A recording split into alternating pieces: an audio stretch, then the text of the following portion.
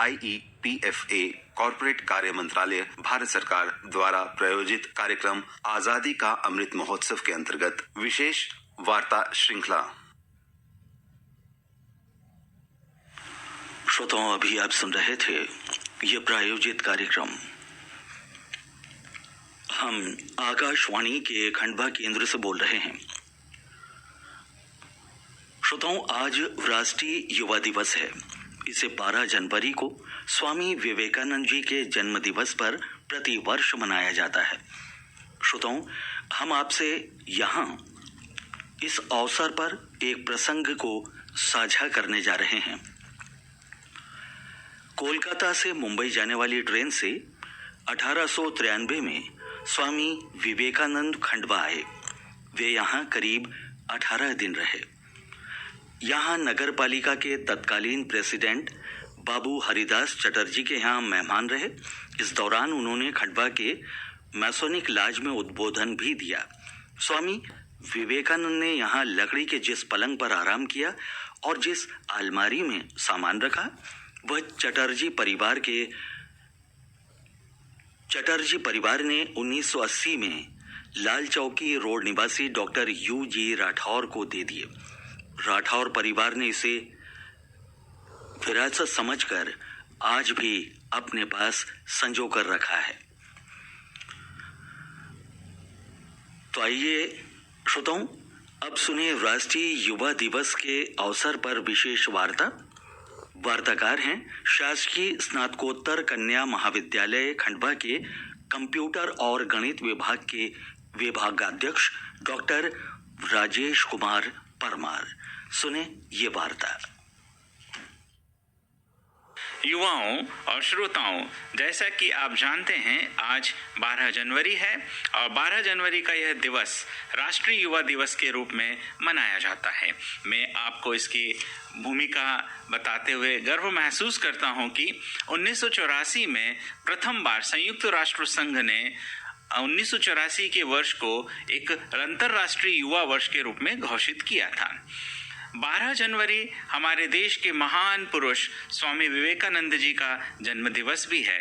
इस अवसर को यादगार बनाने के उद्देश्य से भारत सरकार ने 1984 से प्रति वर्ष 12 जनवरी को राष्ट्रीय युवा दिवस के रूप में मनाने का निर्णय लिया। राष्ट्रीय युवा दिवस के अवसर पर युवाओं से जुड़ी हुई विभिन्न प्रकार की प्रतियोगिताएं, विभिन्न प्रकार के आयोजन और विचार गोष्ठियां आदि आयोजित की जाती हैं। इन समस्त आयोजनों का एकमेव उद्देश्य है कि हमारे देश के युवाओं को राष्ट्र के विकास में किस प्रकार से उन्हें भागीदार बनाया जाए। आप जानते ही हैं, वर्तमान समय में हमारा राष्ट्र, अगर युवा पीढ़ी की बात करें तो विश्व में सर्वाधिक जो युवा आबादी का प्रतिशत है वो हमारे भारतवर्ष में है। हमसे अधिक आबादी वाले देश चीन है, लेकिन वहां पर युवा आबादी का प्रतिशत हमारे देश की तुलना में कम है। किसी भी राष्ट्र का सर्वांगीण विकास यदि निर्भर करता है तो वह उसके नागरिकों में निर्भर करता है। यदि नागरिक अच्छे से सुशिक्षित होंगे, नागरिक संस्कारवान होंगे, तो आगे चलकर उस देश का भविष्य अत्यंत ही उज्जवल होता है।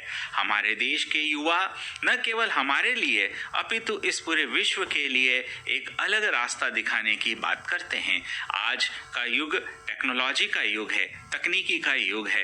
डिजिटल युग में आप यदि देखें कि अंतर्राष्ट्रीय स्तर पर जितनी भी टेक्नोलॉजिकल बेस्ड कंपनियां हैं, फिर चाहे वह गूगल हो, फिर चाहे वह आपका माइक्रोसॉफ्ट हो या फिर वो एडोब हो, यानी आप जितनी भी कंपनियां हैं, जो दिग्गज टेक कंपनीज हैं, उन सब के CEOs जो हैं, उन सब के जो लीडर्स हैं, वो कौन हैं? वो हमारे देश के युवा हैं, जिन्होंने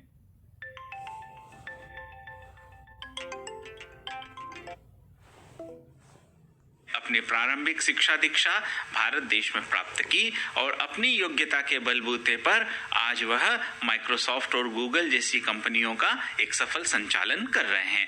तो आप सोचिए कि जब ये युवा अंतर्राष्ट्रीय स्तर पर अपनी प्रतिभा का लोहा मनवा सकते हैं, तो क्यों न हम आज राष्ट्रीय युवा दिवस के अवसर पर एक संकल्प लें कि हम भी अपने इस राष्ट्र को उस परम वैभव पर ले जाने के लिए जो भी संभव होगा वह सारे प्रयास करेंगे। वर्तमान समय में कोविड संक्रमण के कारण, जब से कोविड का संक्रमण आया है, पूरा विश्व एक अजीब प्रकार के भय के वातावरण में जी रहा है। जब भी हमारे सामने चुनौतियां आती हैं तो वह चुनौतियां हमारे सामने एक नए अवसर भी लेकर आती हैं। हमारे माननीय प्रधानमंत्री जी का एक बहुत ही सुंदर कोटेशन है जिसे मैं यहाँ उल्लेख करना चाहूंगा, आपदा में अवसर। तो जब कभी भी जीवन में कोई आपदाएं आती हैं तो ये आपदाएं युवाओं को तोड़ने के लिए नहीं आती हैं, अपितु ये आपदाएं उस युवा को मजबूत बनाने के लिए आती हैं। जब आप आपदाओं का सामना करते हैं तो आप उसके साथ में जो नए अवसर हैं उनको भी मूर्त रूप प्रदान करते हैं। युवा साथियों, भारत एक विशाल लोकतांत्रिक देश है और इस देश का जो संपूर्ण विकास है वह युवाओं के संरचनात्मक और उनकी कार्यात्मक और सृजनात्मक बुद्धि पर निर्भर करता है। राष्ट्र की तरक्की और प्रगति का आधार उसके युवा ही होते हैं। राष्ट्र का भविष्य युवाओं के सर्वांगीण विकास में निहित है। तो यदि हम युवाओं का सर्वांगीण विकास की संकल्पना प्राप्त का ध्येय रखते हैं तो निश्चित तौर पर हमारे राष्ट्र का भी सर्वांगीण विकास होगा। तो हम आइए पहचान करते हैं उन कारकों की जिसमें हमारे युवाओं को अपना विकास करना है। तो सबसे पहली जो बात आती है वह है हमारे देश के युवाओं में आत्मविश्वास की कमी। वर्तमान समय में हमारे देश का युवा बहुत ज़्यादा ज्ञान प्राप्त करने की ओर अग्रसर होता है, किंतु वह केवल बुकवार्म, जिसे हम कहते हैं किताबी कीड़ा, बनकर रह जाता है। व्यवहारिकता के धरातल पर वह अपने इन मूल्यों को पूरी तरह से लागू नहीं कर पाता है और इसका मुख्य कारण है उसमें आत्मविश्वास की कमी। हमारे आज राष्ट्रीय युवा दिवस के अवसर पर मैं स्वामी विवेकानंद जी का एक कोट उल्लेखित करना चाहूँगा। उन्होंने कहा था, उत्तिष्ठत जागृत प्राप्य वरान्नी बोधत, उठो जागो और तब तक मत बैठो जब तक कि तुम्हें लक्ष्य प्राप्त न हो जाए। अब प्रश्न उठता है कि हमारा लक्ष्य क्या हो। तो स्वामी जी के जीवन पर महात्मा गौतम बुद्ध की शिक्षाओं का बहुत गहरा असर है और महात्मा गौतम बुद्ध का एक कथन है कि यदि तुम संभव की सीमा को जानना चाहते हो तो असंभव के परे चले जाओ। इसका मतलब ये है कि हमारे देश का प्रत्येक युवा असीमित क्षमताओं को धारण करता है, किंतु उसे स्वयं अपनी क्षमताओं का भान नहीं है। तो जब उसके सामने जीवन में विकट समस्याएं आती हैं और वह उनका समाधान करता है तो उसे अपनी नई नई सीमाएं प्राप्त होती हैं और क्षितिज के पार वो अनंत विस्तार में चला जाता है। हम हमारे राष्ट्र के समक्ष की चुनौतियों की बात करें तो हमारे राष्ट्र में वर्तमान समय में जो सबसे बड़ी चुनौती है वह है हमारा सामाजिक ताना बाना।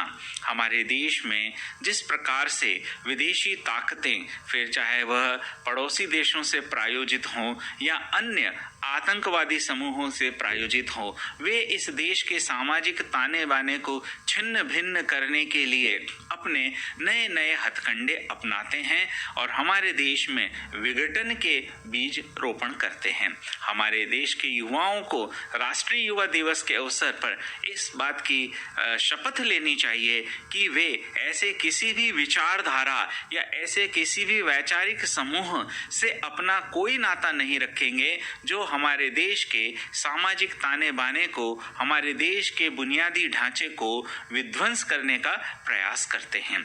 हमारा देश एक बहु विविधताओं वाला देश है। बायोडाइवर्सिटी शब्द युवा अच्छे से जानते हैं। तो जिस प्रकार से बायोडाइवर्सिटी पर्यावरण को बचाए रखने के लिए आवश्यक है, उसी प्रकार भारत रूपी राष्ट्र को परम वैभव पर ले जाने के लिए इसकी विविधताओं का संरक्षण करना भी आवश्यक है। इस हेतु हमारे देश में एक संकल्पना अभी वर्तमान में प्रचलित है के माध्यम से एक प्रदेश का युवा एक अन्य प्रदेश की संस्कृति, उसकी खान पान, उसकी वेश में जानकारी प्राप्त करता है। सुदूर पूर्वोत्तर में मणिपुर का विद्यार्थी जब मध्य प्रदेश में आता है तो वह यहाँ की निमाड़ी संस्कृति, यहाँ की मालवा की संस्कृति, बुंदेलखंड की संस्कृति से रूबरू होता है, परिचित होता है। वहीं हमारे यहाँ का युवा सुदूर पूर्व में जाकर नागालैंड की संस्कृति से, मेघालय की संस्कृति से, या सुदूर दक्षिण में जाएं तो केरल और तमिलनाडु की संस्कृति से अपना परिचय प्राप्त करता है और इस बात को आनंद के साथ स्वीकार करता है कि हमारे देश की एकता और अखंडता में जो मेन बाइंडिंग फोर्स है, एक बांधने वाली ताकत जो इस संपूर्ण राष्ट्र को, जो बहुविविध बहुभाषा देश है, उसे बांध रखता है, वो इसकी विविधता है। आज युवाओं का दायित्व केवल अपने परिवार या अपने समाज के लिए ही जीना नहीं है, अपितु इससे ऊपर उठकर हमें पर्यावरण के संरक्षण में भी ध्यान देना है, क्योंकि देश के सर्वांगीण विकास में पर्यावरण को सहेज कर रखना, जल, जंगल और जमीन, ये ऐसी चीजें हैं, ये वो प्राकृतिक संसाधन हैं जिन्हें हम बना नहीं सकते हैं, हम केवल इन्हें संरक्षित रख सकते हैं।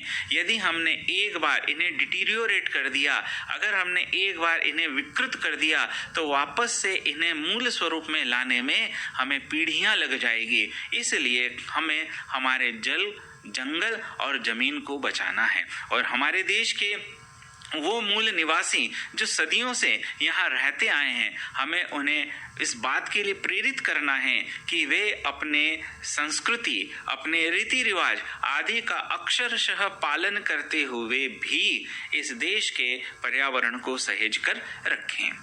राष्ट्रीय युवा दिवस के अवसर पर मैं एक विशेष बात युवाओं के ध्यान में लाना चाहता हूं और वह है लागू की गई नवीन शिक्षा नीति, न्यू एजुकेशन पॉलिसी। हमारे देश में वर्तमान समय में एक नवीन शिक्षा नीति लागू की गई है और मध्य प्रदेश वह पहला राज्य है जिसने कॉलेज स्तर पर और विश्वविद्यालय स्तर पर इस नीति को लागू किया है। यह नीति युवाओं को व्यावसायिक पाठ्यक्रमों से जोड़ती हैं। अगर हम लॉर्ड मैकाले की शिक्षा पद्धति की बात करें तो वह केवल बाबूगिरी पर बात करती हैं। उनके बाद युवा केवल एक ही चीज पर फोकस करता है कि उसे कहीं कोई रोजगार मिल जाए, कोई नौकरी मिल जाए। किंतु हमारे देश में, जिसे हम कृषि प्रधान देश कहते हैं, आज भी लगभग 65 से 70% आबादी अपनी आजीविका के लिए कृषि एवं उससे जुड़े हुए कार्यों पर निर्भर है। तो नवीन राष्ट्रीय शिक्षा नीति में बागवानी, कृषि आदि को पर्याप्त महत्व दिया गया है और विद्यार्थी अपने पाठ्यक्रम के जो कोर सब्जेक्ट्स हैं उन विषयों का अध्ययन करने के साथ साथ रोजगार से जुड़े हुए विषय जैसे पशुपालन हुआ, डेयरी उत्पाद हुआ, खाद्य संरक्षण हुआ, हस्तशिल्प हुआ, बागवानी, नर्सरी प्रबंधन आदि कार्यों में अपने आप को जोड़कर अपनी शिक्षा को एक नया आयाम तक विस्तार दे सकते हैं। और जब वे ऐसा करेंगे तो निश्चित तौर पर न केवल उनका विकास होगा, उनके परिवार का विकास होगा और वे जिस स्थान से, जिस समुदाय से, जिस समाज से आते हैं उसका विकास होगा और यही सब मिलकर ही तो एक राष्ट्र की अवधारणा बनती है। और इस प्रकार से राष्ट्रीय युवा दिवस के अवसर पर हम इस राष्ट्र का सर्वांगीण विकास करने में युवाओं की भूमिका को एक नए प्रकार से रेखांकित कर सकते हैं। युवा साथियों, राष्ट्रीय युवा दिवस हम जिस महान विभूति के जन्म दिवस पर आयोजित करते हैं, उस महान विभूति का जीवन से जुड़ा हुआ एक अत्यंत महत्वपूर्ण प्रसंग मैं आपके सामने प्रकट करना चाहूँगा। 11 सितंबर 1893 को शिकागो में एक विश्व धर्म सम्मेलन आयोजित किया गया था। इस विश्व धर्म सम्मेलन में अनेक धर्म के जो मुख्य व्यक्ति होते हैं, धार्मिक उपासक होते हैं, उन्हें अपनी बात कहने के लिए मंच पर स्थान प्रदान किया गया।